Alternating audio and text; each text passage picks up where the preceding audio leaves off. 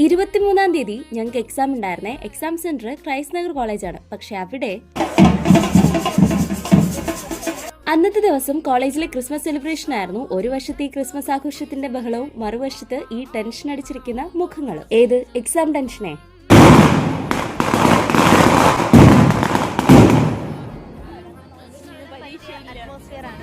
വാവ്, തൃപ്തിയായി. ഇതിന്റെ കൂടെ ഒരു കുറവ് മാത്രമേ ഉണ്ടായിരുന്നുള്ളൂ. അതും പോരാഞ്ഞിട്ട് ക്ലാസ് അന്വേഷിച്ചിട്ടുള്ള നടത്തമാണ് ഇത്. മുകളിലോട്ട് കയറിയിട്ട് പിന്നെ താഴോട്ട് ഇറങ്ങിയിട്ട് പിന്നെ സൈഡിലോട്ട് പോകും. കാരണം അന്നത്തെ ദിവസം ഈ ബഹളത്തിൽ നിന്നൊക്കെ കുറച്ച് ദൂരെയായിരുന്നു അവർ ക്ലാസ് അറേഞ്ച് ചെയ്തിട്ടുണ്ടായിരുന്നത്.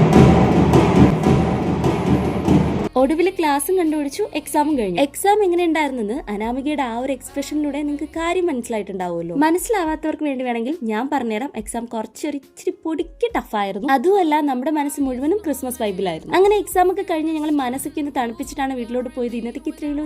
ബൈ.